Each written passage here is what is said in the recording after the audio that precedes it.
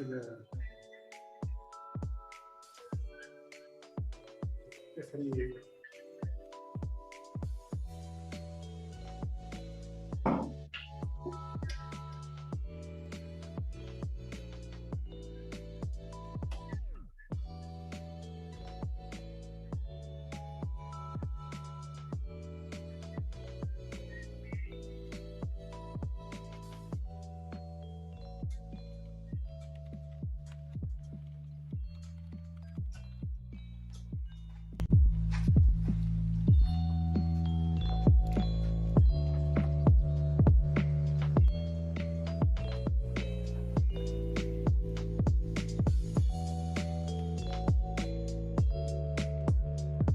Están solamente conectados.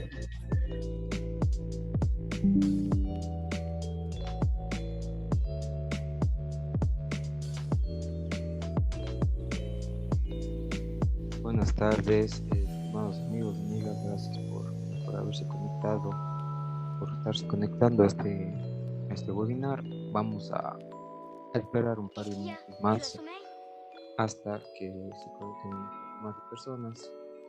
Son tan amables en unos 2 o 3 minutos más, por favor.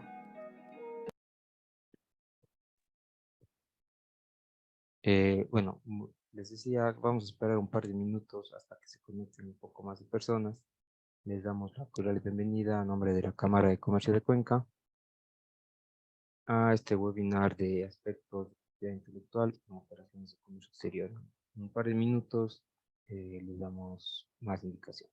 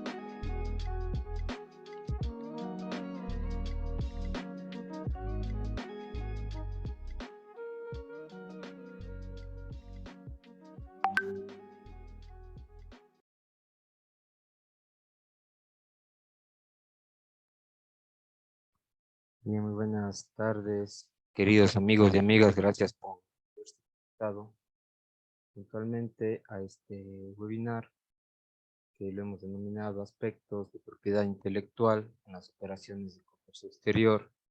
Este webinar, como ustedes saben, tenemos el acompañamiento de la presencia de la doctora Susana Vázquez, y es subdirectora regional de Cuenca del Servicio Nacional de Derechos Intelectuales, SENADI.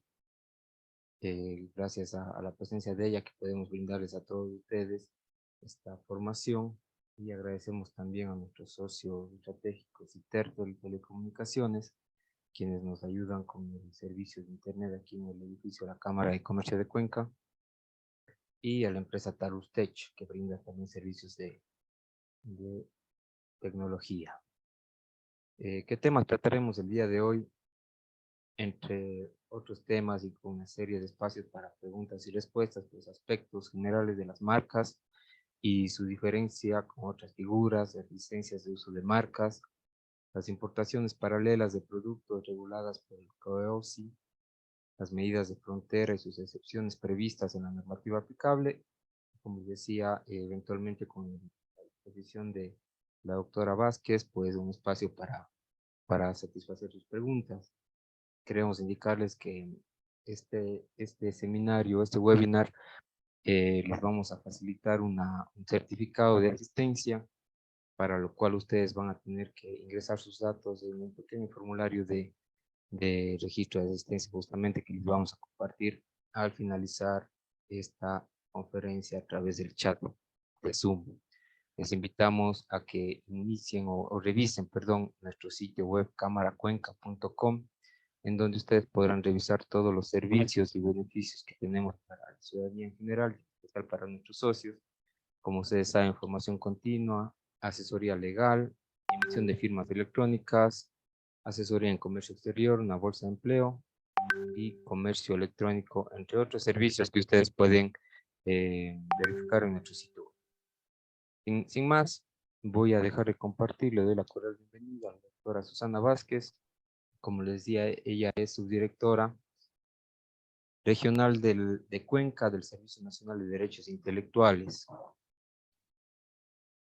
Buenas tardes, muchísimas gracias por la presentación y por la gentil invitación de la ingeniera Jara para participar en este evento, básicamente que nos convoca para hablar de ciertos temas de propiedad intelectual que se relacionan con las operaciones de comercio exterior debido a la relevancia y a la importancia del tema, ¿no?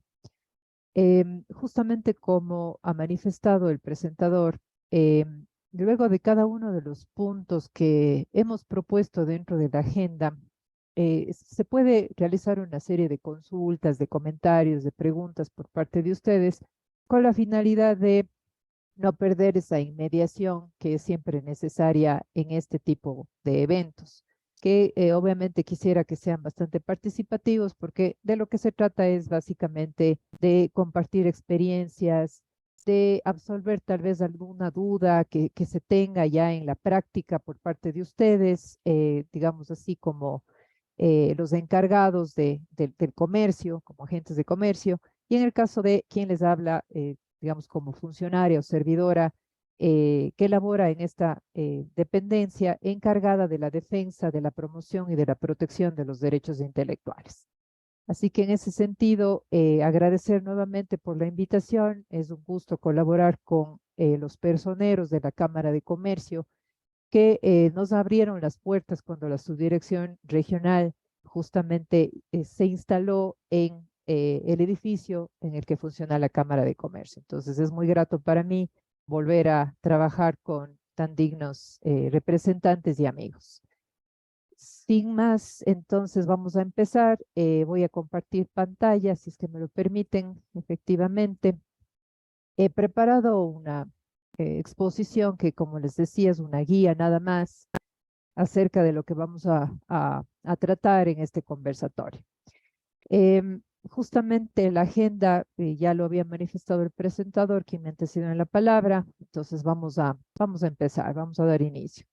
En cuanto a los aspectos generales de las marcas, me parece importante partir de un concepto tradicional de lo que es la propiedad intelectual, porque solemos en muchas ocasiones confundir o tal vez tener una idea un poco, digamos, imprecisa. Y es por eso que he traído a colación el criterio de la Organización Mundial de la Propiedad Intelectual, que es un organismo rector y que administra los tratados internacionales sobre la materia, y que básicamente consiste en que o considera que la propiedad intelectual tradicional es aquella que implica un conjunto de derechos subjetivos, es decir, que tenemos todas las personas, todos los creadores, y que básicamente protege la actividad intelectual en los campos industrial, científico y artístico. Me parece que este concepto, esta definición tradicional es un poco limitada porque debería también hacer alusión precisamente al ámbito comercial, que es aquel en el cual se desarrollan los presentes, ¿no? Entonces, básicamente yo creería que deberíamos agregarle a este concepto la palabra comercial, ¿sí? A diferencia de lo que ocurre en el Código Ingenios, que es como coloquialmente se le conoce al cuerpo normativo que regula la propiedad intelectual en nuestro país desde el 9 de diciembre del 2016, que se promulgó precisamente este cuerpo normativo, decía que le reemplazó a la anterior ley de propiedad intelectual, que a lo mejor muchos de ustedes conocieron, algunos artículos, y que le dio vida jurídica a lo que entonces era el Instituto Ecuatoriano de Propiedad Intelectual, o en sus siglas IEPI.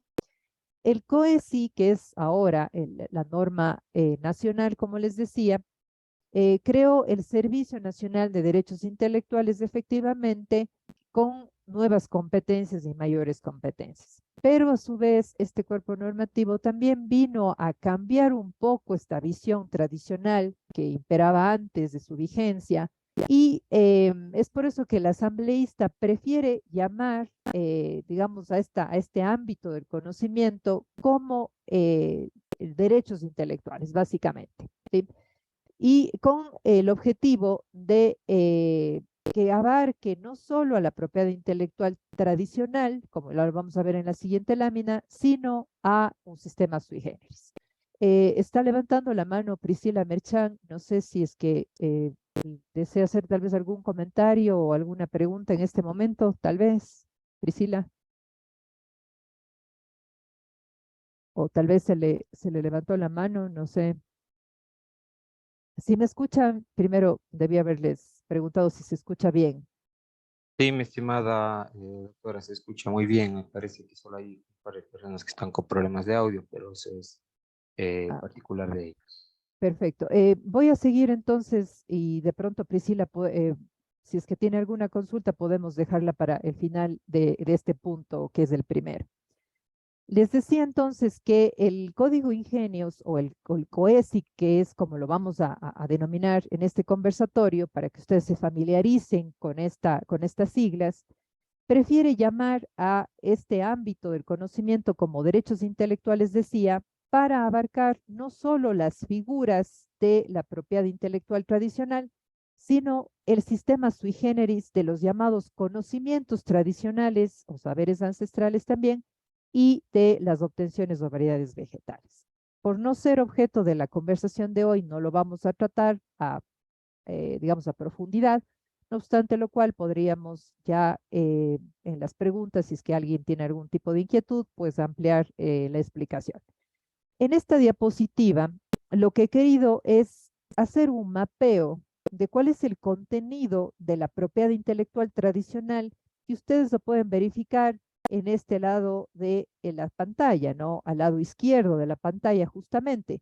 Tenemos que la propiedad intelectual tradicional se divide en los derechos de autor y derechos conexos, que protegen creaciones artísticas, tales como pinturas, esculturas, obras musicales, obras audiovisuales, pero también protege obras tecnológicas, como es el software, como son las bases de datos fundamentalmente, y que lo que hace es establecer una suerte de presunción de autoría en favor de quien comparece a nuestras oficinas y nos dice: he creado esta obra, por favor, quiero que la proteja.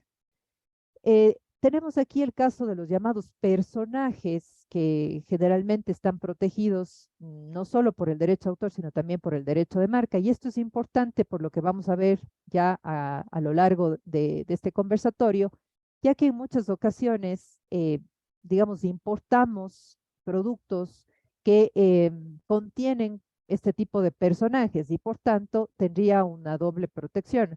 Por el lado del derecho de autor, por digamos, estos derechos morales que tiene el creador del personaje y derechos patrimoniales también, y también la protección complementaria por la marca. Entonces, dejo esto nada más sentado, enunciado, y lo vamos a desarrollar, como le digo, como les decía, en las siguientes diapositivas.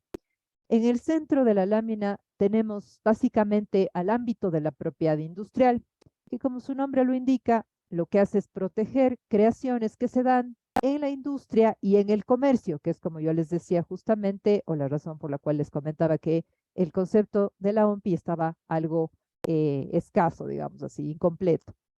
La propiedad industrial se subdivide en patentes de invención, dentro de las cuales tenemos a las patentes propiamente dichas, que lo que hacen es dar un derecho de exclusividad sobre las invenciones en los ámbitos científico o tecnológico. Aquí estamos hablando obviamente de soluciones técnicas a problemas técnicos, nuevos productos, nuevos procedimientos, como una vacuna, como un nuevo principio activo, una nueva entidad química, que solucionan un problema técnico también, ¿no? Tenemos a los modelos de utilidad, que en cambio son innovaciones que se hacen a aparatos, a dispositivos que ya existen, que ya están en el dominio público, digamos así, pero que podemos mejorar la utilidad de esos aparatos, de esos dispositivos. ¿A través de qué? Tal vez de la invención de una nueva pieza, una nueva parte, un nuevo dispositivo, que lo que le hace es mejorar a su funcionalidad, como les decía, o darle una nueva funcionalidad a algo que ya existe. Por lo general, en los países que estamos en vías de desarrollo, solemos, digamos, hacer uso de este tipo o esta figura que es el modelo de utilidad. Asimismo, tenemos en este ámbito de la propiedad industrial a los llamados diseños industriales. Aquí esta figura no protege, digamos así, o con esta figura no protegemos la funcionalidad de un dispositivo, la novedad de un producto, sino lo que hacemos básicamente es proteger el aspecto ornamental de todos aquellos objetos que nosotros encontremos en la industria. Aquí me quiero detener solamente unos segundos porque también considero relevante señalar que existen casos en los cuales un producto, por ejemplo, una motocicleta, una bicicleta, además de estar protegido por marca desde el punto de vista comercial, como lo vamos a ver más adelante, está protegida también está protegido el diseño industrial de es decir, la apariencia que en general tiene esa bicicleta, ¿sí? De pronto un diseño ergonómico, un diseño eh, futurista que pueda tener, vamos a decirlo así, una bicicleta a través de sus partes y componentes, también puede estar protegido, decía, por un diseño industrial. Entonces, cuando nosotros importamos, por ejemplo, productos, siempre tenemos que o debemos tener la precaución de tomar en consideración no solo si es que está protegida la marca aquí en el Ecuador, sino también si es que tal vez está vigente un registro o una protección, bien sea de un modelo de utilidad o de un diseño industrial, ¿no? Entonces es una protección complementaria que puede tener este tipo de productos que podemos nosotros tener intención de importarlos, ¿no? Entonces eso también dejo enunciado porque vamos a regresar sobre estos temas.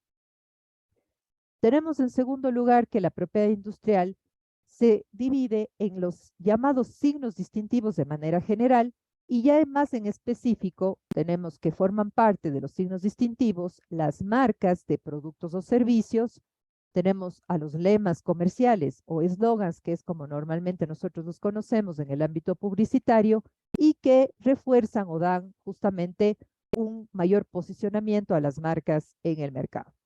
Los nombres comerciales que identifican, digamos, el nombre de un comerciante o su actividad dentro de una localidad y que se diferencia de las marcas básicamente en dos aspectos. En el modo de adquirir el derecho de un nombre comercial, que es por el uso, a diferencia de el modo de adquirir el derecho sobre la marca, que siempre será por su registro ante la Oficina Nacional Competente, que en nuestro caso es el SENADI. Les decía que el nombre comercial, el derecho nace con el uso, que lo tengo que acreditar básicamente con la prueba que puede consistir en la declaración que yo hago ante el SRI cuando aperturo el RUC antes del RICE, ¿no es cierto? Ahora el RIMPE, y que básicamente yo le estoy informando al SRI que voy a usar un nombre comercial. Desde el momento en el cual yo aperturo mi RUC, mi RIMPE, básicamente se deben contabilizar 6 meses de uso continuo, público y pacífico y de buena fe para que ya nazca el derecho sobre ese nombre comercial. Adicionalmente a ello, se diferencia esta figura de la marca de servicios porque yo puedo con un solo nombre comercial identificar diferentes servicios a los cuales yo me vaya a dedicar. Por ejemplo, para el registro de marcas nosotros tenemos o aplicamos la clasificación internacional de NISA, que contiene 45 clases internacionales. Las primeras 34 identifican productos y las 10 últimas servicios. Básicamente es algo muy similar al clasificador de productos, digamos así, para el tema de las operaciones de comercio exterior, pero salvando las diferencias, ¿no? Entonces, cuando yo quiero registrar una marca, bien sea de producto o de servicios, no puedo hacerlo para todo lo que se me ocurre. Tengo que circunscribir a una categoría o una clase internacional determinada. En el caso del nombre comercial, yo puedo con un solo nombre, con un sobrenombre de fantasía, dedicarme a varias actividades y hacer una sola solicitud de reconocimiento declaratoria ante el SENAR. Yo puedo, por ejemplo, con un solo nombre comercial, dedicarme a servicios de importación, distribución, comercialización, pero también puedo, por ejemplo, dar servicios de capacitación, si fuera el caso, de asesoría contable, por ejemplo. Entonces, son diversas las actividades que yo puedo realizar con un solo nombre comercial. Decía, a diferencia de lo que ocurre con las marcas de servicios, que ahí sí tengo que hacer un registro por cada clase internacional a la cual me vaya a dedicar con mi marca de servicios, ¿sí? Tenemos a las apariencias distintivas que básicamente son signos distintivos que identifican a sí mismo cómo luce, cuál es la apariencia que tiene mi local comercial. Y se puede verificar en, por ejemplo, las paredes, la decoración, el mobiliario, el stand o los mostradores donde tengo mis productos, el uniforme justamente de mis empleados, los vehículos con los cuales realizo operaciones como delivery, entre otros, ¿no? Entonces, todo ese conjunto de estructuras, de colores, de apariencias, es lo que constituye y le puede diferenciar a mi local comercial de otros locales similares, digamos, o que prestan un servicio similar. Tenemos a las denominaciones de origen, que son signos distintivos bastante peculiares y que de alguna manera lo que nos hacen es identificar o que nosotros sepamos que ese producto tiene una excelente reputación por su gran calidad, debido a factores humanos y a factores naturales como factores climáticos, etcétera, que influyen directamente en esta calidad. Ejemplos de denominaciones de origen a nivel internacional, tenemos el tequila, tenemos champán, por ejemplo, que no son tipos de bebidas, sino son denominaciones de origen protegidas por el Estado mexicano y que solamente pueden ser utilizados por los artesanos, por los agricultores, por las personas que se dedican a la labor tanto del cultivo del agave como a todo este proceso para la elaboración y posterior, obviamente, comercialización del llamado tequila, por ejemplo. Les comento, tal vez muchos de ustedes habrán escuchado, hace pocos meses, prácticamente en octubre, se dio la declaración del MISQUE como la séptima denominación de origen del Ecuador. El MISQUE justamente es una bebida muy tradicional que incluso los conocedores dicen que es de muchísima mejor calidad que el tequila porque no está sometido a un proceso de industrialización como en el caso de esta denominación de origen mexicana.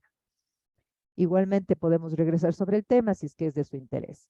Y finalmente tenemos a las especialidades tradicionales garantizadas o ETGs que constituyen una figura, un signo distintivo nuevo también en el Código Ingenios o COESI, que básicamente protege aquellas especialidades culinarias que son propias de ciertos lugares, de ciertas localidades, en este caso del Ecuador, y que se caracterizan porque dentro de sus ingredientes o del modo de preparación son utilizados métodos tradicionales o ingredientes tradicionales. Por ejemplo, en el caso del tamal lojano, tenemos el caso también de las cascaritas muy famosas en la provincia del Cañar y que se caracterizan o son peculiares para incluso fomentar el tema del turismo, ¿no? Resulta bastante atractivo.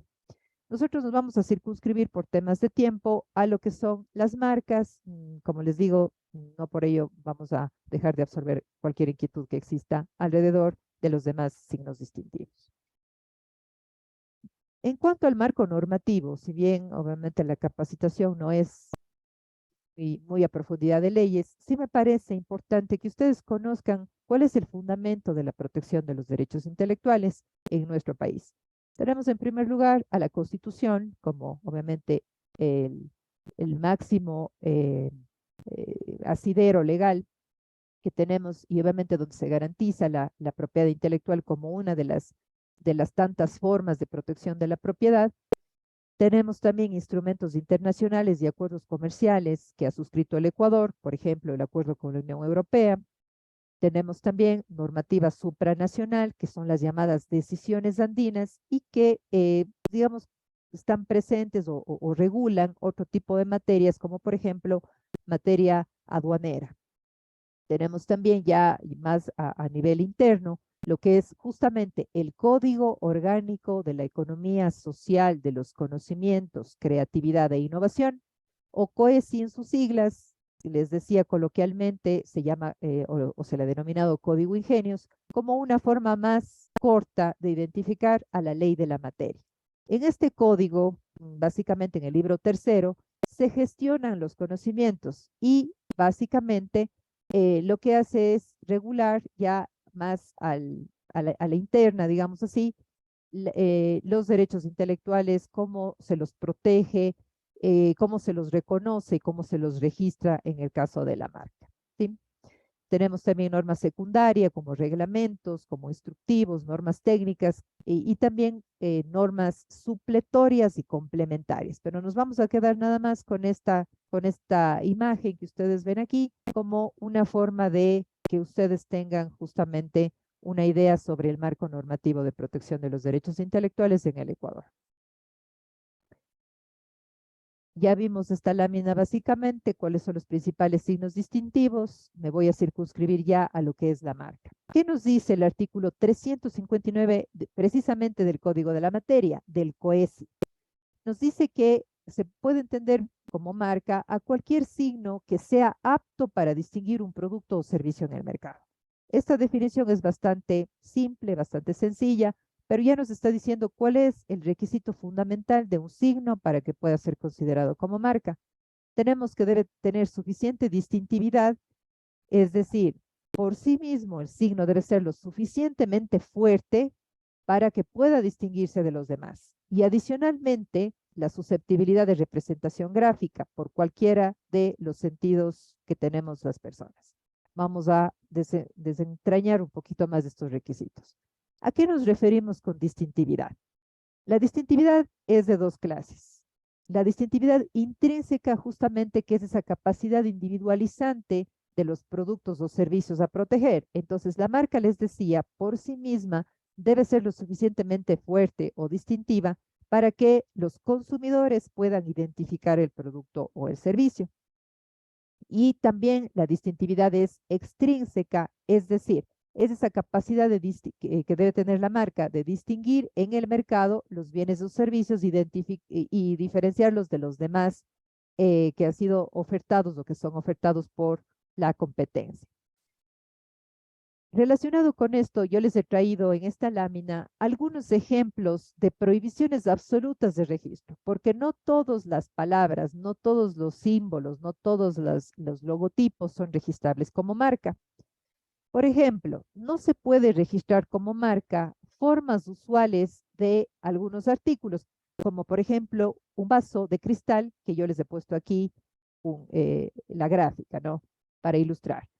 La forma usual no se puede registrar como una marca tridimensional, sino solamente aquellas formas novedosas, vamos a decirlo así, distintivas, que tengan los objetos utilitarios como este vaso de cristal. También no puede registrarse como marca, por ejemplo, los términos que sean descriptivos o los términos genéricos. Por ejemplo, azúcar, para identificar azúcar, no podemos registrar como marca. Pero ¿qué sucede? Porque es un genérico del tipo de producto. Pero ¿qué sucede si es que yo quiero llamar o identificar como marca de producto, digamos, ropa, ¿no? Yo quiero utilizar la palabra azúcar para identificar la ropa que yo estoy confeccionando. En este caso es plenamente registrable desde el punto de vista de la distintividad intrínseca, porque la palabra azúcar no es el genérico para ropa, ¿sí? Entonces, siempre la genericidad se tiene que tomar en consideración en relación al producto sobre el cual se va a aplicar la marca. De la misma manera, un ejemplo de un término descriptivo podría ser, por ejemplo, azúcar blanca, porque por lo general ese es el color que tiene el azúcar, en el caso del azúcar refinada, ¿no? Básicamente no le podríamos entonces poner la palabra o las palabras azúcar blanca porque no estoy distinguiéndole a mi producto. Pero si yo le pongo, por poner un ejemplo, azúcar Valdés, la palabra Valdés será la que le va a dar la distintividad. Y podría utilizar la palabra blanca eminentemente con fines informativos. Estoy diciendo, se trata de azúcar refinada, ¿sí? Existen otro tipo de prohibiciones absolutas. Por ejemplo, no se puede utilizar a título de marca una denominación de origen. Por ejemplo, si yo quiero ponerle como marca a mi licor de agave, por ejemplo, la palabra tequila, no lo puedo hacer porque si bien no estoy tratando de utilizar como denominación de origen, tampoco está permitido utilizar a título de marca, ¿sí? Entonces hay que tener también bastante cuidado con eso al momento que estamos escogiendo un término para solicitar un registro de marca. Las prohibiciones también pueden ser relativas en el sentido de que una vez que yo ya he escogido un término que sea suficientemente fuerte, que no incurra en una prohibición absoluta de registro, no sea un término genérico, descriptivo, tomando en consideración el tipo de producto o servicio, tengo entonces que analizar si esa marca que yo ya he construido no se parece a otra registrada previamente. Y puede ser, por ejemplo, una marca común, digamos así, que recién se está posicionando en el mercado, o puede ser también una marca notoria o de gran renombre. Las marcas notorias son aquellas que son identificadas como de gran calidad o tienen buena reputación y que son identificadas así por el sector pertinente de consumidores o de usuarios en el caso de los servicios.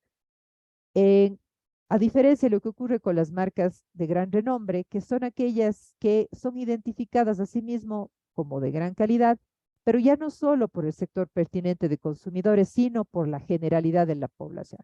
Y ese es el caso, por ejemplo, de la famosa Coca-Cola, que ya no solo es identificada por el sector pertinente de consumidores, como les decía, sino en general por los consumidores, así sea que no adquieran el producto. Y de hecho hay muchas personas que ya tienen algunos años y que a pesar de que no tomen Coca-Cola o no consuman este producto, pues efectivamente saben distinguir la marca, ¿no? Entonces conocen que es una Coca-Cola.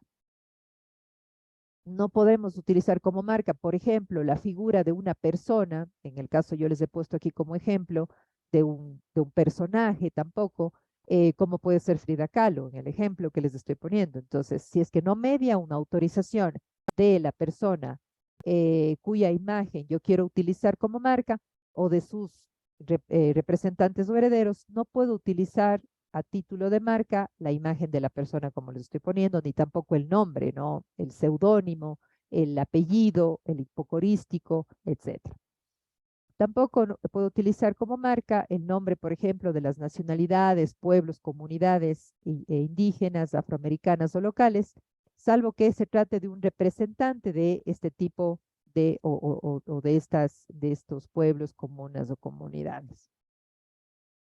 El segundo requisito para registrar una marca, habíamos visto que el primero era la suficiente distintividad y que la distintividad podía ser intrínseca o extrínseca. Tenemos en segundo lugar que el requisito que que debe reunir un signo para ser registrado como marca es la susceptibilidad de representación gráfica. Es decir, que el signo sea capaz de ser percibido por uno de los sentidos. Y en justamente en este contexto, aprovecho la oportunidad para decirles que una marca no solo es aquella que puede estar constituida por una palabra o un grupo de palabras y un gráfico, es decir, que puede ser percibido solamente por la vista, sino que también existe la posibilidad de solicitar marcas no tradicionales como marcas auditivas, como marcas olfativas, hologramas, marcas de color, marcas de movimiento, como para citar algunos ejemplos de marcas no tradicionales. Lo importante para que podamos registrar una marca no tradicional es que sea susceptible de ser representada gráficamente. En el caso que yo les estoy poniendo aquí en la lámina, tenemos la melodía del jingle publicitario de la marca Deja, que fue registrado precisamente como una marca sonora, porque pudo presentarse, digamos, o representarse en un pentagrama las notas que conforman esta marca auditiva. Ya por finalizar o terminar este punto, quería hablarles de lo que son las clases de marcas más comunes que nosotros encontramos. Tenemos en primer lugar que, de acuerdo a la función del signo, las marcas pueden ser de producto o de servicio. Como su nombre lo indica, la marca de producto o marca de fábrica es aquella que identifica un bien que nosotros encontramos en el mercado, ¿cierto? Y la de servicios, obviamente, aquella que identifica alguna actividad que nosotros estamos prestando, algún justamente servicio, pero que básicamente se puede aplicar en varios artículos, como yo les decía, el caso del uniforme, el caso de los medios de transporte, de los productos que estamos comercializando. Puede ser justamente la apariencia o el rótulo en el cual nosotros colocamos precisamente cuál es la denominación y la gráfica o el logotipo que identifica a nuestro local comercial y que puede de alguna manera que debe tener esa distintividad.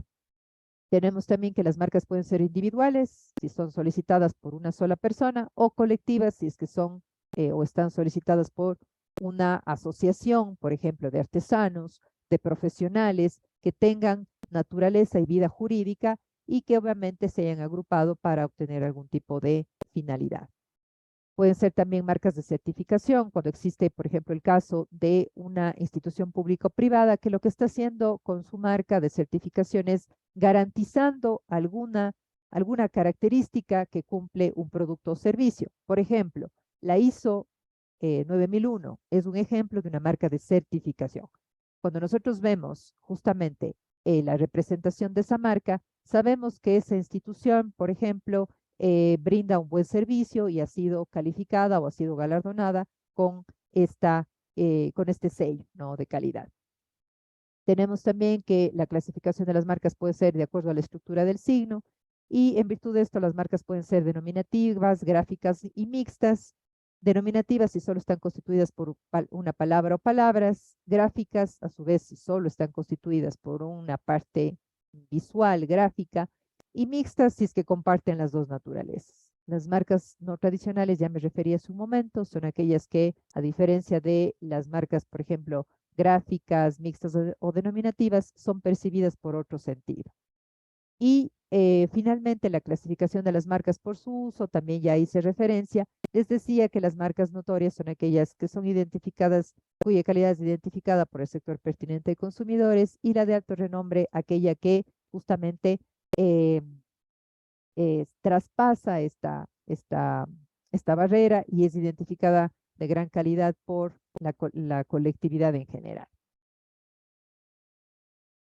Básicamente, vamos a hacer una pausa aquí para ver si es que existe alguna consulta, algo que quieran comentar tal vez los participantes antes de pasar brevemente al procedimiento de registro. No sé si en el chat también existe algún tipo de pregunta. Caso contrario, continuamos.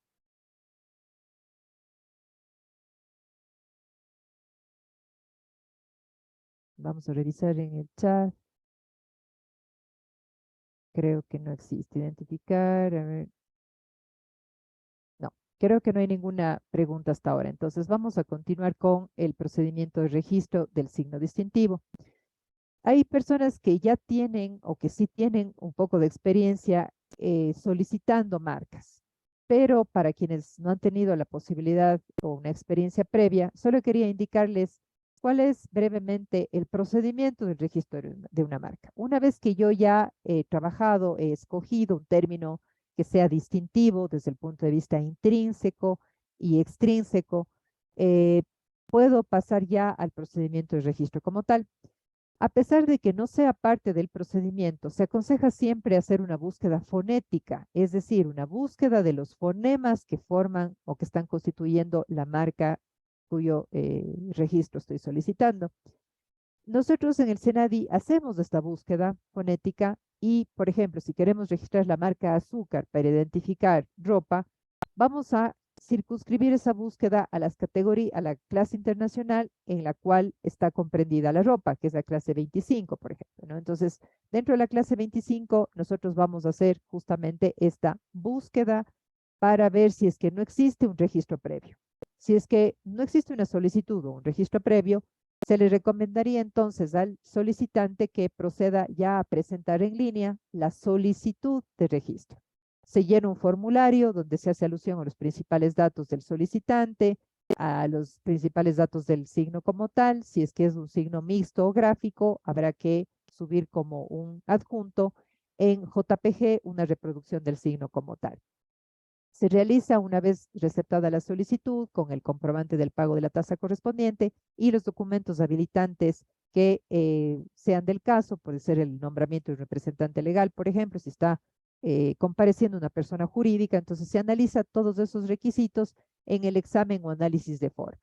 Si todo está completo, correcto y claro, se realiza una publicación de la solicitud, un extracto de la solicitud de registro de marca en la Gaceta de Propiedad Intelectual que circula de manera mensual en la página web del SENADI.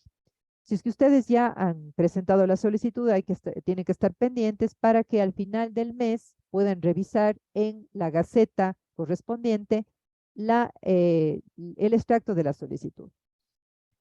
Si es que efectivamente se ha publicado y luego y desde la fecha de la publicación se contabilizan 30 días hábiles y se ha presentado oposición por parte de una tercera persona que alegue tener un mejor derecho, se tiene que analizar esa oposición.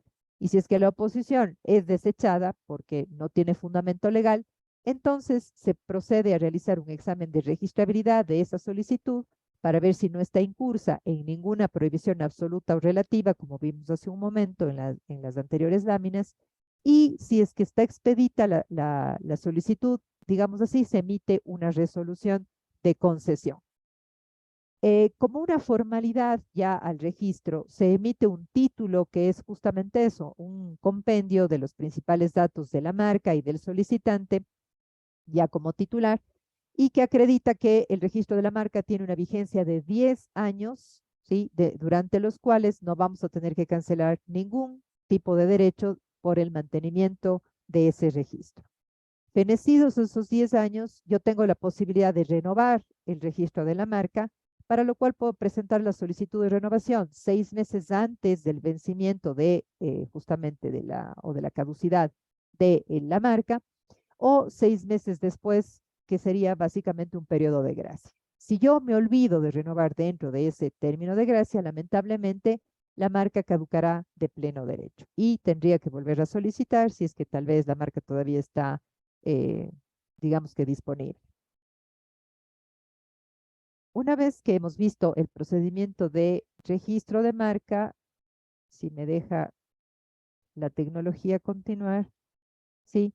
Básicamente vamos a ver qué derechos confiere el registro de la marca. En términos generales, me permite usar, me permite gozar, digamos así, de los frutos que puedo percibir por la explotación de la marca, o puedo prácticamente disponer ya de los derechos que tenía sobre la marca a través de la transferencia, cesión o venta de la misma.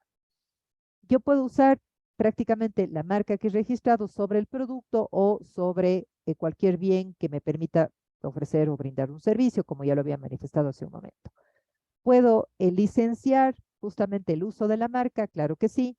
Puedo franquiciar, puedo establecer una franquicia de los establecimientos a través de los cuales brindo un servicio, claro que sí.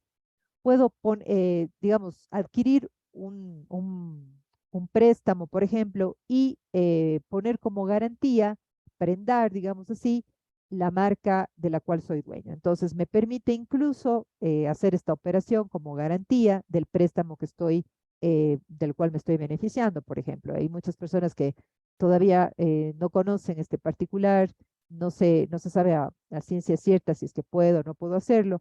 La mayoría ya de instituciones crediticias están aceptando, digamos así, como una posibilidad el hecho de que se ponga en prenda, bien sea una marca o bien sea también, por ejemplo, en el caso de un software que puede estar valuado en una cantidad realmente importante y que puede ser incluso uno de los activos más importantes dentro de una empresa.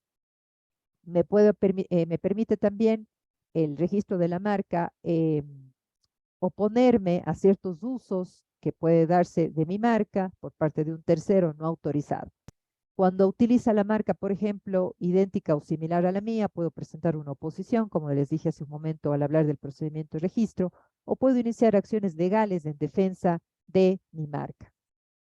Hay que recordar, yo les he puesto aquí justamente un asterisco para recordar que el registro de la marca es territorial. Si yo quisiera registrar, usar, mejor dicho, mi marca en otro territorio que no sea el ecuatoriano, tengo necesariamente que hacer asimismo un proceso similar, hacer una búsqueda por si acaso de antecedentes dentro de la oficina competente en materia de registro, y también puedo, y debo, mejor dicho, iniciar un proceso de registro de la marca en cada uno de los países en los cuales yo tenga interés. En el caso de la comunidad andina, nosotros tenemos una legislación supranacional, como les había dicho en la segunda lámina, segunda o tercera lámina, y básicamente eso nos da un derecho de prioridad para ser consideradas las primeras personas en haber solicitado dentro de los 6 meses posteriores a la fecha de presentación de una solicitud en cualquiera de los países miembros. Decía que, por ejemplo, si presentamos en el Ecuador una solicitud, tengo 6 meses para ser considerada la primera persona en haber solicitado esa marca a nivel comunitario, es decir, en Colombia, Perú y Bolivia. ¿Sí? Hasta aquí, ¿alguna pregunta acerca de lo que hemos visto, los aspectos generales de las marcas? ¿Cuál es la diferencia con un nombre comercial? ¿Cuál es la diferencia con un derecho de autor? ¿Cuál es la diferencia con un diseño industrial? Básicamente, que son términos que a lo mejor algunas personas del foro ya han tenido la oportunidad de escucharlas, ¿no? Sí, Maribel ha levantado la mano. No sé si abrimos el micrófono, Maribel, o desea escribir en el chat. No sé si me escucha. Sí. Maribel, no creo que me escucha. Buenas noches. Steffi. Sí, buenas Buenas. noches. Yo tenía una consulta. Antes que nada, doctora Vázquez, Ya, agradecer no por el estaba apoyo que habilitado. Hola, Sí, hola. Steffi. Sí, sí, le escuchamos, Steffi. Ya. Yo tenía una consulta que hacer. Nosotros en la Cámara de Comercio estamos asesorando al sector importador y tengo un caso de un importador que está trayendo unas puntas de taladro desde la China, pero el producto de esta persona está viniendo con las iniciales del nombre del importador en las puntas. El rato que llegue la carga acá o previamente a la importación, ¿se debe hacer el procedimiento de registro de marca, doctora Vázquez, en este caso? Sí, gracias, Steffi, por la consulta. Siempre es importante ya contar con un registro nacional, como les decía, o territorial, a efectos de que el Servicio Nacional de Aduanas no tenga ningún problema, no nos haga ningún tipo de observación en ese sentido y que permita, obviamente, que opere o que se dé esta operación de importación. Em, a fin de evitar incluso que transgredir el derecho de una tercera persona que pudo haber registrado incluso de buena fe la misma marca para identificar los mismos productos o productos similares. Entonces, por eso es importantísimo hacer este acercamiento, esta consulta, hacer la búsqueda fonética, por lo menos, y si es que se puede hacer ya el proceso de registro como tal. eh, de hecho, tengo conocimiento que muchas de las fábricas en la China, por ejemplo, ya están solicitando a nuestros importadores que les garanticen que no van a tener ningún tipo de conflicto como proveedores en cuanto a lo que registro de marca se refiere, ¿no? Entonces dicen, ¿sabe qué? Yo puedo elaborar, en este caso, las puntas de taladro con la marca que usted me dice, pero yo no respondo desde ningún punto de vista ante un posible conflicto de propiedad intelectual, ¿no? Entonces será usted como la persona que envía a hacer el producto, digamos así, en la China, encarga esa fabricación, quien deberá en todo caso tomar todos los recaudos y precauciones para no tener ningún problema con una tercera persona en el Ecuador. ¿Sí? No sé si queda claro, ingeniero. Sí, Susi, y tengo una consulta adicional. Otro socio nuestro está yendo a traer unas pruebas de laboratorio. En este caso, no habría ningún problema si es que se trae estas pruebas de un laboratorio reconocido, por ejemplo, en Europa, que venga con el nombre de la marca. Acá hay que hacer algún trámite previo en la aduana o con ustedes de pronto, Susita. ¿Usted me habla desde el punto de vista técnico como tal o desde el punto de vista de la marca con la cual se está, digamos, importando este tipo de pruebas? En realidad de la marca. Sí, porque básicamente sería igual, o sea, tendríamos que ver por si acaso, si es que alguien no registró aquí en el Ecuador, digamos así, por el principio de territorialidad al que me refería hace un momento, a veces distribuidores exclusivos que ha habido o que ha tenido esta empresa o esta compañía extranjera, digamos, a veces, vamos a decirlo así, aplican la viveza criolla y lo que hacen es registrar en el Ecuador, porque efectivamente tal vez a la empresa extranjera no le interesó el mercado ecuatoriano y puede darse un registro territorial. Entonces, para evitar cualquier tipo de problema al momento de la importación, siempre es necesario partir de la búsqueda. Vamos a poner el caso de que ya exista un registro nacional obtenido de mala fe. ¿Cuál es la estrategia jurídica que se podría implementar, se podría utilizar? Si es que logramos probar la mala fe, por ejemplo, del registro realizado por un distribuidor en el Ecuador, ¿no? Que siempre y cuando demostremos esa relación comercial que hubo con la empresa extranjera, entonces ahí sí tendríamos que iniciar un proceso de nulidad de ese registro de marca alegando la mala fe del distribuidor. No, puede ser un caso. Les decía hace un momento, puede ser también que de buena fe existe una coincidencia en haber utilizado y haber registrado una marca. Pero si estamos hablando de un distribuidor exclusivo, ahí sí no hay coincidencia, ¿no es cierto? Entonces habría que analizar cada caso. Pero en términos generales, siempre se recomienda eh, realizar una búsqueda fonética, consultar el SENADI si no hay un registro de marca para esos productos eh, o productos relacionados. Y cuando ya tengamos esa certeza, pues ahí sí proceder a la importación. En el primer caso, que hemos enviado a fabricar nuestros productos de la China, por ejemplo, o en el segundo caso, cuando estamos importando ya productos de terceras personas. No sé si queda claro este tema. Sí, sí, muchas gracias. ¿Y existiría alguna penalidad de alguien que importó, puso su marca y no registró la marca acá o no pasa nada? A ver, no existe una penalidad siempre y cuando no se dé, digamos así, o no haya un registro de marca previo. ¿Por qué?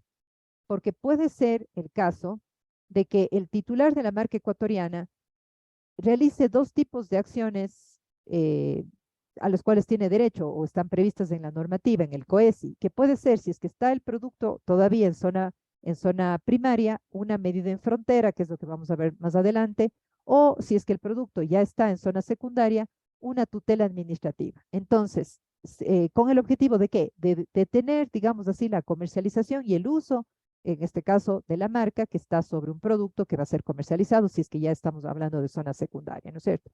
Entonces, siempre es relevante operar así antes de realizar una operación de importación, porque así puedo evitarme, digamos, malos momentos y después tener que, si es que puedo hacerlo, reimportar si es que estoy en la posibilidad de hacerlo, o incluso en muchos casos ha habido que destruir la mercancía, dependiendo ya incluso de lo que el titular del derecho de marca nacional eh, esté solicitando realizar, ¿no? Porque hay esa posibilidad incluso. Se puede llegar a un acuerdo también entre las partes pueden llegar a un acuerdo. Recordemos que la normativa prevista en el COPSI también da la posibilidad de que se realice una donación de productos que, digamos, no infrinjan, en este caso, un derecho de marca. Si se puede, por ejemplo, retirar una etiqueta, podría ser objeto de donación esa mercancía que lamentablemente no va a poder ingresar a zona secundaria, pero que a lo mejor puede ser objeto de donación. También podría ser el caso. Muchísimas gracias, súper claro. Gracias también, ingeniera. Maribel, ya está Sí, aperturado sí, su está micrófono. habilitado. Muchas gracias. Mira, yo estoy en el proceso de registro de marca y la última novedad que tuve fue que me llegó un documento en el adjunto, me decía, resuelve conceder el registro de lo que yo solicité, procedas a la emisión del respectivo título. Esto fue el 25 de octubre. ¿Qué tiempo más o cuál es el proceso a seguir para ya tener definitivamente el registro de marca? Gracias, Maribel. Y ese documento que a usted le llegó ya a su casillero virtual es un acto administrativo de concesión del registro, ¿sí?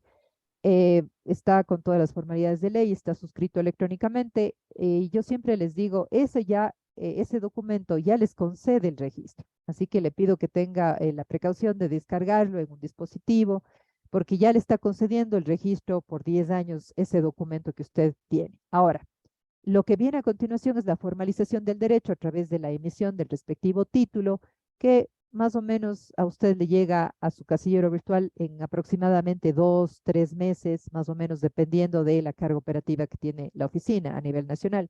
Pero ya con ese documento, le repito, Maribel, usted ya tiene la protección del registro de su marca. Perfecto, me ha ayudado mucho, gracias. Gracias también. No sé si hay alguna otra consulta respecto de lo que hemos hablado hasta el momento o avanzamos un poquito más. Avanzamos, creo, Susita. Perfecto. Vamos a hablar entonces en este punto de las licencias de uso de marca. Ya algo me había referido a este tema. Solamente precisar ciertas cuestiones. Un contrato de licencia de uso de marca es un acuerdo en virtud del cual el licenciante le permite al licenciatario el uso de la marca en el mercado. Y el uso de la marca, ¿qué implica básicamente? Poder utilizar la marca sobre el producto o para brindar el servicio, ¿no es cierto? ¿A cambio de qué?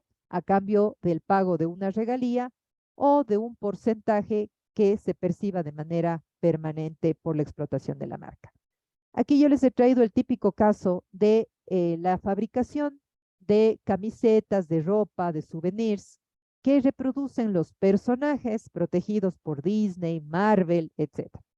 Para poder realizar estas camisetas, nosotros requerimos de una licencia de uso de marca justamente otorgado por Disney, por la empresa Disney, ¿sí?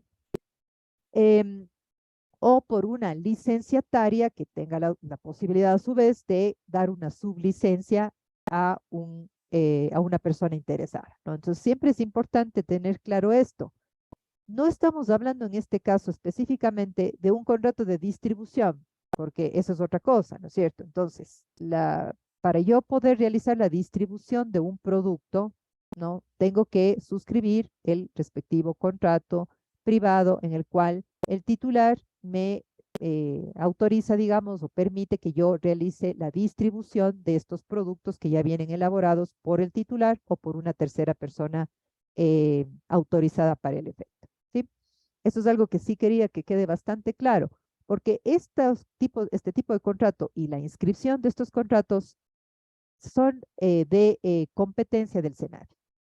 El registro de los contratos de distribución no los realiza el SENAR, ¿sí? Esos ya son contratos privados que se dan entre las partes, obviamente, pero que para que surtan efectos jurídicos no existe la obligatoriedad de registrarlos ante el SENAR. Pero en el caso de las licencias de uso que estamos viendo, cuya información estamos viendo en la pantalla, eso sí requieren obligatoriamente de una inscripción en el SENADI, como lo vamos a ver justamente en esta lámina de aquí. El artículo 99 del COESI, correlativamente con el 375, nos dice justamente eso, que para que la licencia surta efectos jurídicos, tiene necesariamente que ser inscrita en el SENADI. Esto se da a raíz de la vigencia de la promulgación del COESI precisamente en el 2016, ¿no? Entonces, y cualquiera de las dos partes puede solicitar ese registro del contrato en el SENADI. Ahora, existen dos tipos de licencia básicamente, la licencia exclusiva y la no exclusiva. La exclusiva, como su nombre lo indica, es aquella en la cual existe una relación bastante directa y cercana entre el licenciante y el licenciatario, y va a ser la única persona, el licenciatario, dentro de un territorio, por ejemplo, determinado, quien va a poder elaborar y usar, por ejemplo, esa marca de producto para identificar justamente los bienes que va a comercializar o que va a distribuir. Y que generalmente tiene un costo mucho más alto. A diferencia de las licencias no exclusivas, que como su nombre lo indican, pues tienen la posibilidad de ser conferidas a más de una persona, y en este caso el costo de las regalías o del porcentaje de explotación sucesiva es mucho más bajo. Y como les dije hace un momento, si se da la posibilidad de sublicenciar, justamente esta acción tiene que ser expresamente determinada en el contrato respectivo. ¿Qué se recomienda cuando se va a elaborar un contrato de licencia de uso de marca? Que siempre esté clara la información de las partes intervinientes, que se haga alusión al tipo de licencia, bien sea esta exclusiva o no exclusiva, que se establezca ya el precio o la forma de calcular ese porcentaje, cómo se va a hacer el pago por parte del licenciatario. Y en el caso de que se trate de una licencia gratuita, por ejemplo, es decir, que no medie una remuneración, ¿cuáles van a ser las condiciones para que se dé justamente la gratuidad de la licencia? El contenido de la licencia, es decir, qué es aquello que puede hacer el licenciatario, qué es lo que no puede hacer, es decir, las obligaciones que adquiere el licenciatario, la fecha de inicio y de vigencia del contrato, el ámbito territorial dentro del cual se va a dar justamente la explotación de la marca, que puede ser local, que puede ser nacional, y la finalidad con la cual se va a realizar la licencia de uso de la marca. Existen ocasiones en las cuales también se incluyen cláusulas de confidencialidad cuando está de por medio o existe o está relacionado, digamos, un secreto industrial o comercial que que no debe ser, digamos, develado por el licenciatario, ¿no? Entonces, serán casos específicos o concretos en los cuales las partes consientan en que se incluyan cláusulas de confidencialidad. Ya les hablé acerca de la obligatoriedad del registro de este contrato de licencias. Entonces, lo que quería que quede realmente en el imaginario de los presentes es que no es lo mismo un contrato de licencia de uso de marca que un contrato de distribución exclusiva, ¿sí? Vamos a pasar, si no hay ninguna pregunta en este punto, pasaríamos a ver otro de los temas, que son ya las importaciones paralelas, que están reguladas en el COESI, que se relacionan mucho con el tema del agotamiento del derecho. No existen preguntas en el chat tampoco, entiendo. Vamos a ver. Ya, perdón. Ginger Mosquera nos ha preguntado en algún momento de la charla, ¿cuál es el costo? Entiendo que el costo del registro, de la tasa de registro. Básicamente, antes de pasar a estos temas, quería comentarles que la tasa de registro en cuanto a la tasa de búsqueda tiene un valor de $16. Y en el caso de la tasa de registro como tal, $208. Estos valores obviamente se pagan una sola vez. Si es que hay que hacer otra búsqueda, porque a lo mejor hay una coincidencia, tal vez haya que pagar una vez adicional o una vez más, pero por lo general se pagan una sola vez. Y para la renovación es la misma tasa, $208, y yo les decía que no se pagan en el interín ningún tipo de valor. Déjenme ver, también había otra pregunta de María Paula Nieto. ¿Se puede registrar una marca con una palabra en un idioma específico, como en el caso de Warmi con Jefferson Pérez? Básicamente, hablando de este caso muy sonado de Jefferson Pérez, la respuesta, Paula, es sí. Yo puedo registrar una marca que esté conformada por una palabra en otro idioma, siempre y cuando no constituyen una expresión de la cultura de ese pueblo como una comunidad o nacionalidad, como les explicaba en una de las láminas, ¿sí? Salvo que se trate de un integrante del pueblo como una comunidad. Tampoco debe tratarse de una marca descriptiva ni genérica en ese idioma mismo. Warmi significa mujer, ¿sí? No sería lo mismo si, por ejemplo, se quiere registrar la palabra sáchila, por ejemplo, ¿no? No se puede apropiar una persona de la palabra sáchila, salvo que sea un integrante del pueblo sáchila que tenga autorización para el efecto, el que solicite una marca que incluya la partícula sacha, ¿sí? En el caso que usted comenta, Warmi Runner, por ejemplo, está conformada por dos partículas, la una que está en un idioma quichua y el otro está en el idioma inglés. Las marcas siempre tienen que analizarse en su conjunto. Entonces, Warmi Runner, con un logotipo característico, tiene distintividad.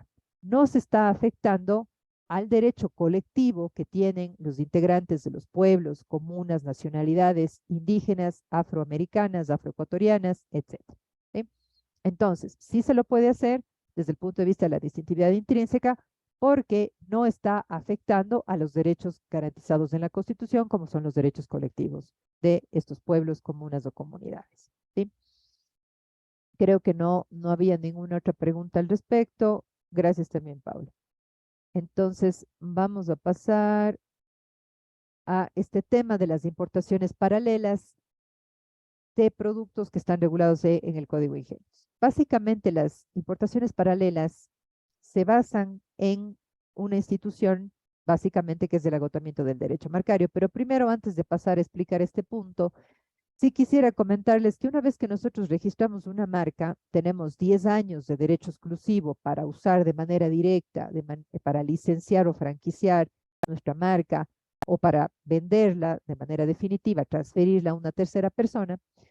Este derecho no es absoluto, tiene límites. Nosotros podemos utilizar la marca de una tercera persona para realizar las siguientes acciones. En primer lugar, podemos usar la marca de una tercera persona con fines informativos. Es decir, yo puedo utilizar la marca Stevia, registrada por una compañía X, para indicar digamos, en la información nutricional, en la información que debo desplegar en la etiqueta por ejemplo, de una bebida energizante y informar, de alguna manera, informar a las personas, a los consumidores, que esa bebida energizante ha sido endulzada con un producto identificado con la marca Stevia, ¿no? Entonces, esto es perfectamente lícito porque estoy utilizando la marca Stevia con fines informativos.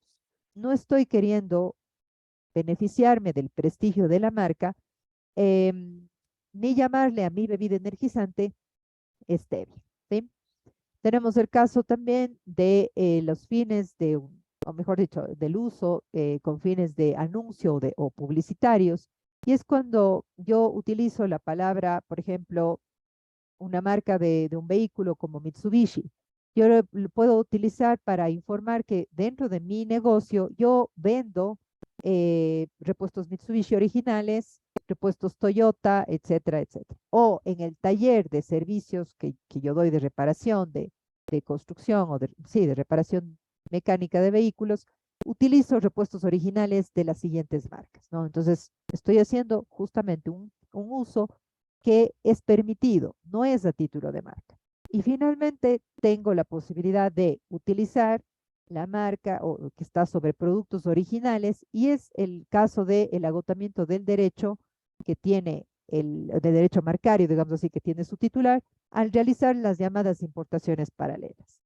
Vamos a ver entonces qué nos dice el COESI sobre el agotamiento del derecho de marca. ¿Qué es lo que yo puedo hacer y no puedo hacer en este caso como titular de la marca? Nos dice el artículo 371 del COESI que el registro de una marca no conferirá el derecho a impedir a un tercero que realice actos de comercio respecto de un producto protegido por un registro después de que ese producto se hubiese introducido al comercio de cualquier país. Significa entonces esto que el titular del derecho no podría oponerse a la importación de producto legítimamente marcado, es decir, no de producto falsificado, porque si es que estuviéramos hablando de producto falsificado, ya estuviéramos hablando de una infracción. No es ese el caso. Estamos hablando de la importación que se realiza por parte de quién, por parte de una tercera persona que no es el representante del titular de la marca, que no es un distribuidor autorizado, sino es una tercera persona que ha adquirido el producto legítimamente marcado, por ejemplo, en una rebaja, en un outlet, ¿sí? En una feria, etcétera, y tal vez lo hizo a más bajo costo, pero lógicamente tiene el derecho de importarlo, ¿sí? Porque es un producto original. No va a generar ningún tipo de infracción desde el punto de vista del derecho marcario, porque repito, es producto original. ¿Sí?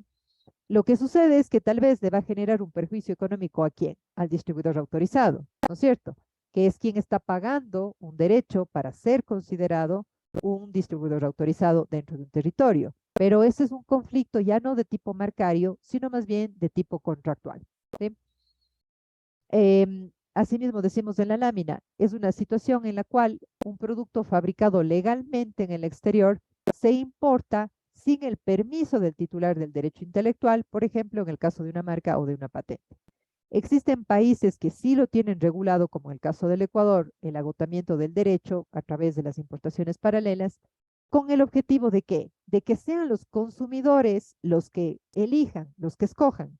Si es que le compran, digamos así, a la persona que tiene un negocio, digamos, formal, que tiene la distribución exclusiva, que tal vez tiene un catálogo más amplio de productos identificados con la marca, vamos a poner como ejemplo, la marca Reebok, la marca Nike, para implementos deportivos, ¿sí?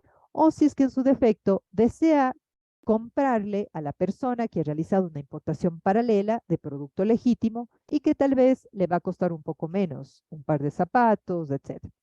En, de alguna manera tiene la posibilidad del consumidor, repito, de escoger si es que compra al distribuidor exclusivo, repito, o a la persona que ha realizado esta importación. ¿Sí?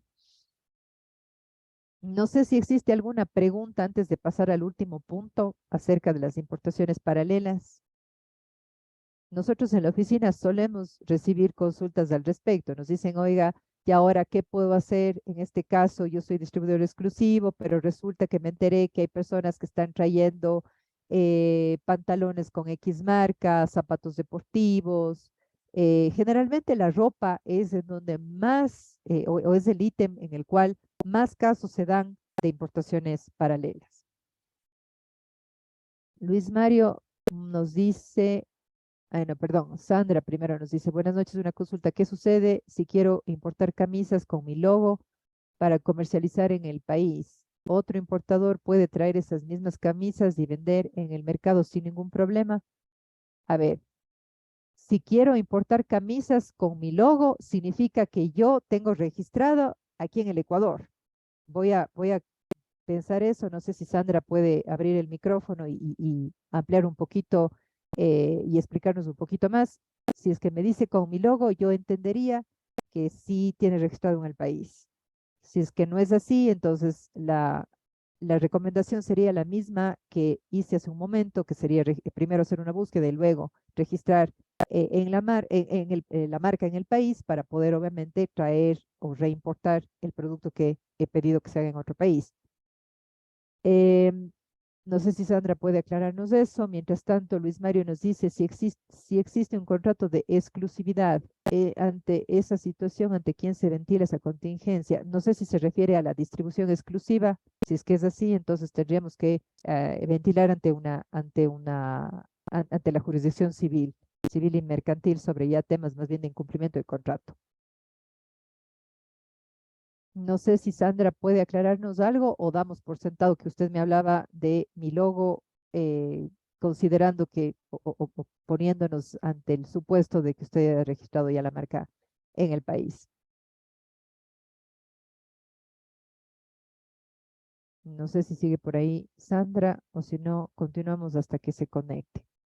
Bueno, entonces, si no hay una pregunta sobre las importaciones paralelas, pasaríamos a revisar ya el último punto, si me deja la tecnología. Ahí estamos.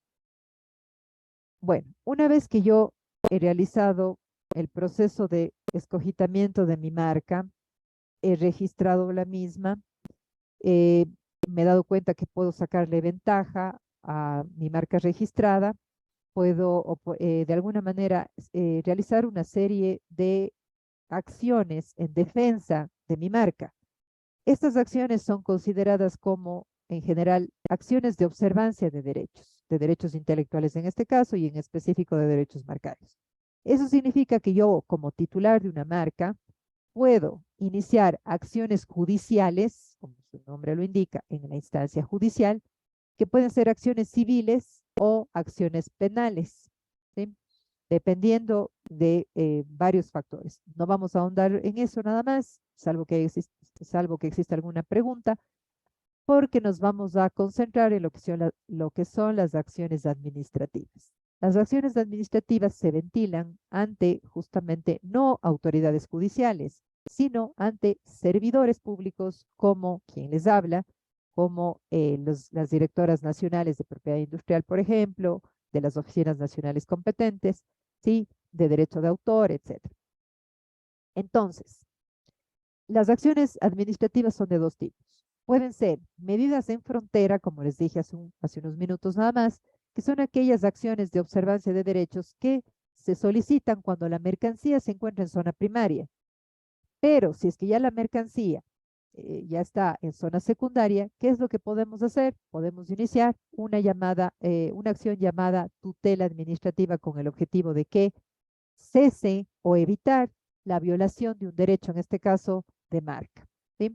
Vamos a centrarnos entonces en lo que son las medidas de frontera.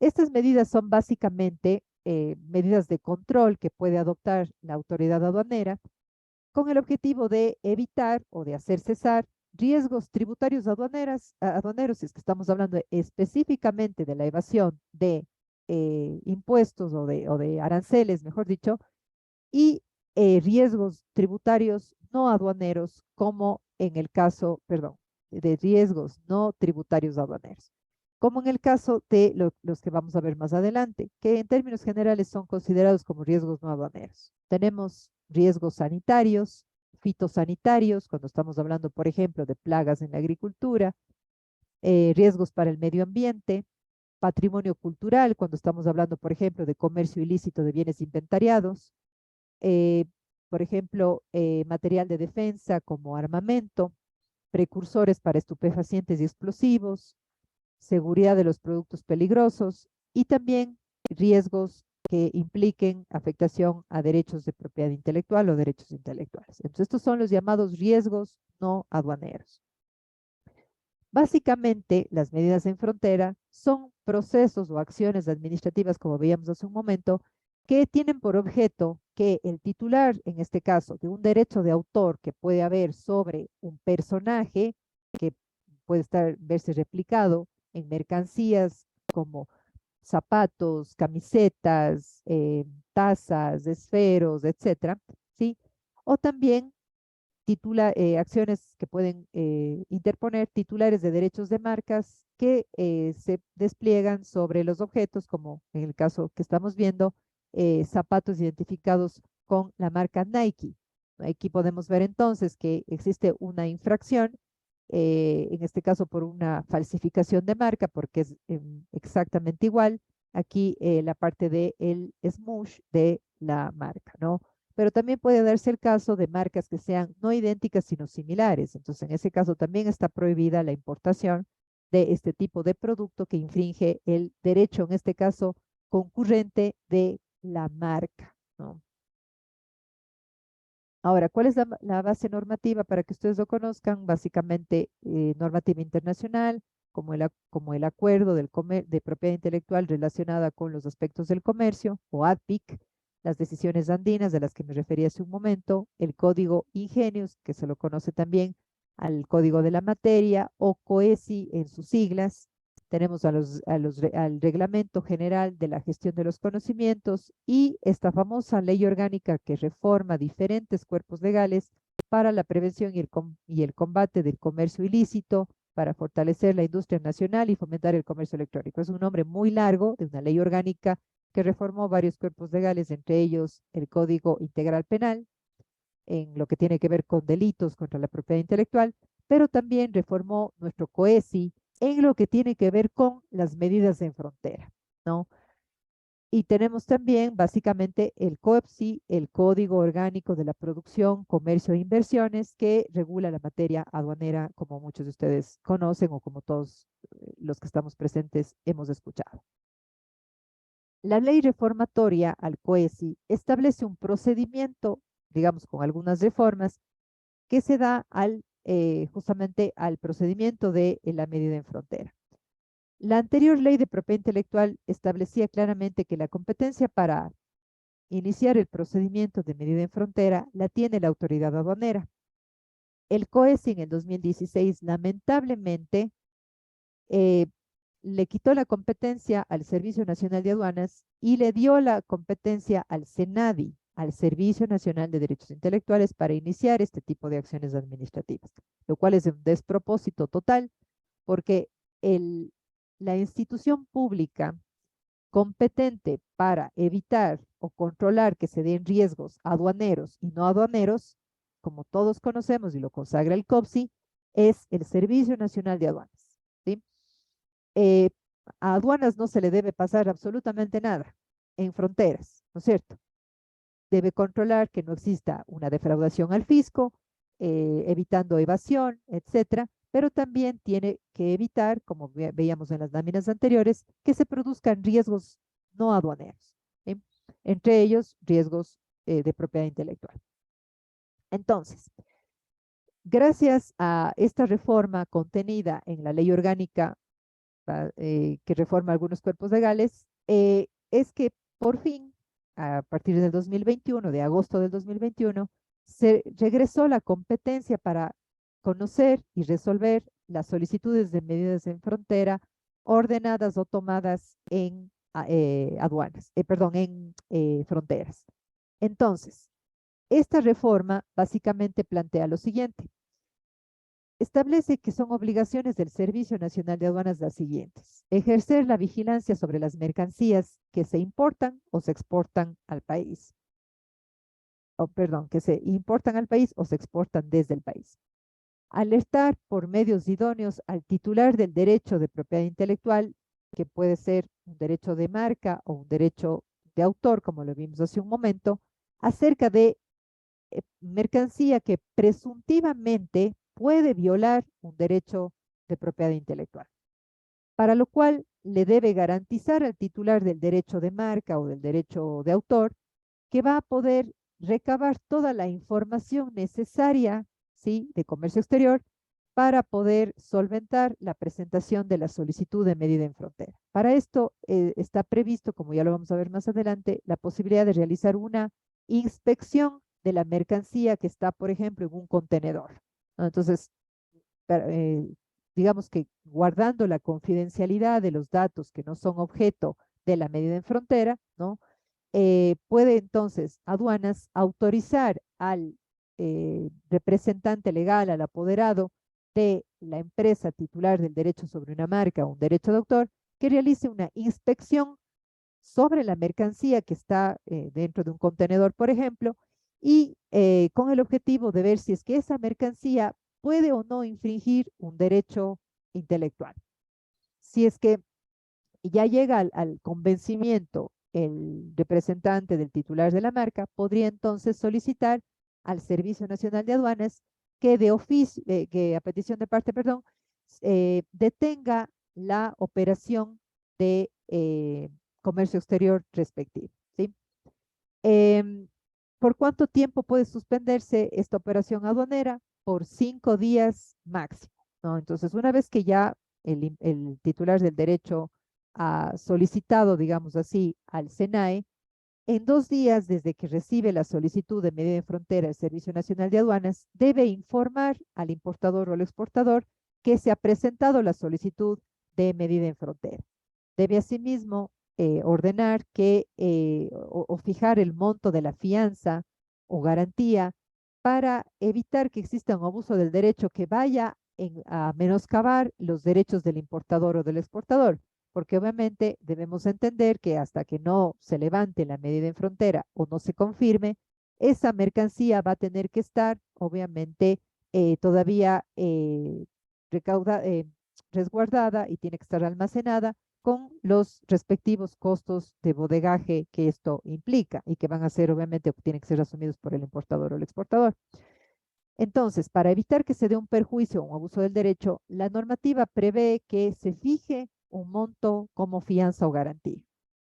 Asimismo, el SENAE debe recabar toda la información pertinente y enviarla al Servicio Nacional de Derechos Intelectuales con los documentos respectivos, las muestras, las fotografías, que de alguna manera le permitan a la autoridad en materia de derechos intelectuales formarse la idea si es que efectivamente existe o no existe un perjuicio a un derecho de marca o a un derecho de autor. Si es que el SENADI ya tiene el pleno convencimiento de que efectivamente existe una infracción, una vulneración a un derecho intelectual, emite en 2 días la resolución confirmando o no la medida en frontera que fue ordenada por el Servicio de Aduanas. Si confirma la medida, el Servicio Nacional de Aduanas debe notificar a todas las partes intervinientes, es decir, al importador o exportador y al titular de la marca o del derecho de autor. Y esta última persona, el titular, debe iniciar ya un proceso principal, que será un proceso civil, un proceso penal, dependiendo del caso. Pero si es que por el contrario, el Servicio Nacional de Derechos Intelectuales revoca esta medida en frontera, entonces se tiene que dar el levantamiento de las cauciones y por tanto tiene que continuar la operación aduanera. Esto en el caso de que se inicie la medida en frontera a petición de parte, es decir, por el titular de la marca o por el titular del derecho de autor, por ejemplo, sobre los personajes identificados y que son de titularidad de Marvel, de Disney, etcétera, como veíamos en el caso de las camisetas. ¿Sí? Hay la posibilidad también de que este procedimiento de tutela administrativa se lo inicie de oficio. ¿Por parte de quién? Del Servicio Nacional de Aduanas, que como les repito, ventajosamente la ley reformatoria, la ley orgánica reformatoria, sí volvió a darle la competencia al Servicio Nacional de Aduanas. Entonces, cuando tenga conocimiento, al hacer, por ejemplo, una verificación, un aforo físico, llega a determinar que efectivamente existe indicios razonables de que se puede estar dando un caso de una infracción a una marca o a un derecho de autor, entonces tiene 5 días para proceder a realizar el procedimiento. Asimismo, informar a las partes, tanto al importador como al titular del derecho, importador o exportador, y al titular del derecho. También debe recabar toda la información pertinente, enviarle al SENADI. El SENADI asimismo en los mismos plazos debe confirmar o revocar la medida y si es que asimismo confirma la medida, tendrá que notificar a las partes para que el titular inicie el proceso principal o si es que revoca la medida del SENADI, asimismo levantar las garantías o fianzas y también continuar con la operación aduanera, ¿no? Entonces, esto a breves rasgos quería que ustedes tengan una visión general acerca de cuál es el procedimiento, tanto a petición de parte, que sería el titular de la marca o en general el titular de un derecho intelectual, o de oficio por parte del Servicio Nacional de Aduanas para iniciar justamente la medida en frontera, hasta su culminación, obviamente. Ahora, ¿qué pasa si es que no se inicia la medida principal? La medida en frontera caduca si es que desde la notificación de la resolución correspondiente pasan 5 días sin que haya iniciado la acción principal, en este caso el titular de la marca o del derecho de autor, o si es que se ha solicitado una prórroga también. Pero si es que ya el titular de la marca o del derecho de autor ha iniciado una acción civil, una acción administrativa o penal, se entenderá entonces que se ha cumplido con la obligatoriedad de iniciar la acción principal y no caducará la medida en frontera. ¿Cuáles son las excepciones, ya para terminar? ¿Cuáles son las excepciones a las medidas en frontera? Es decir, ¿cuándo no vamos a tener problemas cuando estamos ingresando mercancía, obviamente que a lo mejor no es original? Cuando estamos hablando de pequeñas cantidades de mercancías que no tengan de alguna manera una finalidad comercial o cuando forman parte del menaje o del equipo, del equipaje personal de los viajeros. En este caso, no podría tomarse una medida en frontera alegando una presunta violación a un derecho de marca o a un derecho de autor. ¿Por qué? Porque de alguna manera el legislador lo que quiere prevenir es que se den infracciones ya a escala comercial, ¿no? Una afectación grande, digamos así, a los bolsillos del titular de la marca o del derecho de autor. Entonces, excepciona y dice, no vamos a operar con una medida en frontera cuando se trate de cantidades pequeñas de mercancías que no se realiza a escala comercial o pequeñas partidas, conforme lo establezca la normativa aplicable del Servicio Nacional de Aduanas, o también cuando se trate de viajeros que están regresando de fuera del país y que obviamente lleven este tipo de mercancía presuntamente infractora, formando parte de su equipaje personal, ¿sí? Entonces, estos son los casos de excepción a las medidas en frontera. Hasta aquí, digamos, lo que he tenido preparado para la sesión de hoy, que se ha extendido bastante. Yo les agradezco en todo caso por la paciencia. Y no sé si es que tenemos más preguntas en el chat o si es que alguien quiere, digamos, abrir el micrófono. En todo caso, yo les voy a dejar el material y mi contacto también con Steffi para podernos contactar en todo caso. Buenas noches, doctora Vázquez. Sí, buenas noches. Quería hacer una consulta, por favor, en el tema jurídico. ¿Cuál es la competencia que tienen los directores de propiedad industrial en el país? ¿Es a nivel de cada provincia del Ecuador o existen solamente distritales? Ya, a ver, el director nacional o en nuestro caso la directora nacional tiene competencia justamente en todo el territorio. ¿Quiénes somos subdirectoras regionales? Tenemos dos subdirecciones, en Guayaquil y en Cuenca. Y tenemos competencias, digamos que la competencia en el caso de Guayaquil y Cuenca es un poco sui generis. No tenemos la misma distribución de las provincias como lo tienen los coordinadores zonales de los ministerios. Nosotros tenemos ya en nuestra ley y teníamos también en la ley de propiedad intelectual establecidas las competencias. Por ejemplo, en mi caso, yo tengo competencia para procedimientos de Azuay, Cañar, El Oro, Loja y Zamora Chinchipe, pero no tengo Morona, por ejemplo, ¿no? Entonces es una distribución de las competencias un tanto sui generis que abarcaría tal vez las zonas 6 y 7, ¿no? Más o menos. En el caso de Guayaquil es algo similar, tiene asimismo algunas ciudades que pertenecen a zonas diferentes, ¿no? No coincide con la distribución de las competencias, como le decían, relativas a los coordinadores zonales. Listo. La otra pregunta, por favor, de las decisiones que tomen el director nacional de propiedad industrial o los subdirectores, ¿se puede apelar en la vía judicial ante el contencioso administrativo? Así es, sí. No se necesita agotar la vía administrativa si es que el administrado solicitante, por ejemplo, de un registro de marca, quiere directamente impugnar una resolución de negativa de registro de marca o de tutela administrativa, por ejemplo, para la defensa de sus derechos en la vía judicial, puede hacer. No tiene que agotar la vía administrativa, es decir, someterlo al conocimiento y resolución del órgano colegiado de derechos intelectuales, que es justamente el órgano de segunda instancia administrativa en el Senado. Gracias. La última consulta, ¿la decisión 486 está en vigencia o ya está derogada? No, sí, continúa en vigencia la decisión 486 desde el año 2000. Muchas gracias. Gracias a usted. No sé si alguien más desea abrir el micrófono, porque creo que había un par de preguntas mientras tanto.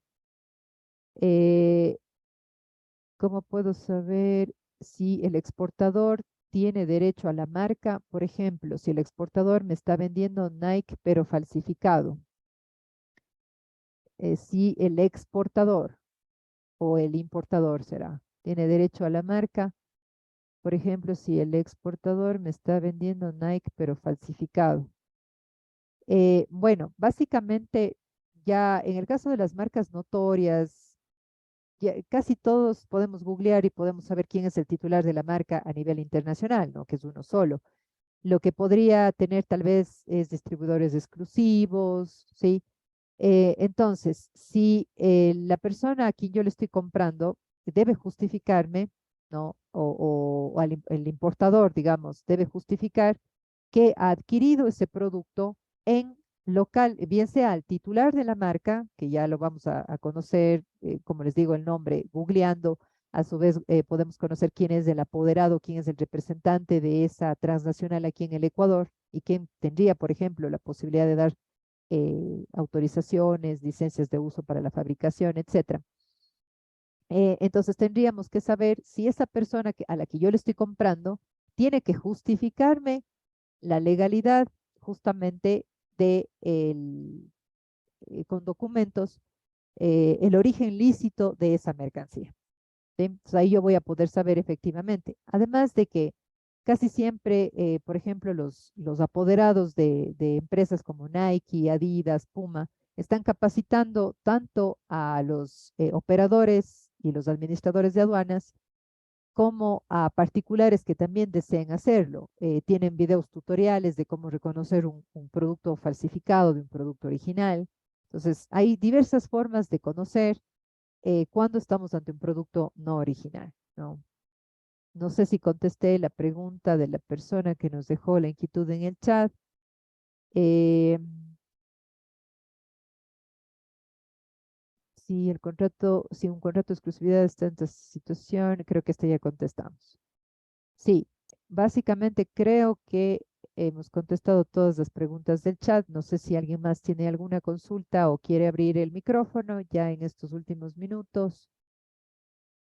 Vamos a dejar de compartir en todo caso la pantalla. Caso contrario, les agradecería mucho por su participación. Mi estimada doctora, a nombre de quienes hacemos la Cámara de Comercio de Cuenca, pues aprovechamos y le damos el agradecimiento cordial a todas las personas que estuvieron conectadas también. Les invitamos a que estén permanentemente conectados con nosotros a través de nuestras redes sociales y sitio web, como les decía en un inicio, en donde publicamos los eventos como el que tuvimos el día de hoy, abiertos para todo público. Algunos son exclusivos para nuestros socios, pero de todas formas siempre buscamos apoyar el crecimiento en conocimientos, en temas normativos, siempre para impulsar los negocios de la ciudad, de la provincia y así mejorar la economía del país. Les había compartido yo un mensaje en el chat de este webinar, justamente para que nos ayuden llenando el registro de asistencia, de tal manera que esa información, además de unas pequeñas preguntas de evaluación del tema de satisfacción del cliente, con esa información nosotros les ayudaremos con los certificados de asistencia a este evento. Sin más, pues si no hay más preguntas o consultas, también les indicamos que esta grabación va a estar disponible las próximas horas en nuestro canal de YouTube para que ustedes puedan hacer sus consultas, y si es que nos facilita la doctora, podremos compartirles también la presentación utilizada por ella. Sin más, pues les agradecemos su presencia y esperamos que nos puedan acompañar en un próximo evento. Muchísimas gracias a todos nuevamente por su participación y a los organizadores. Una buena noche.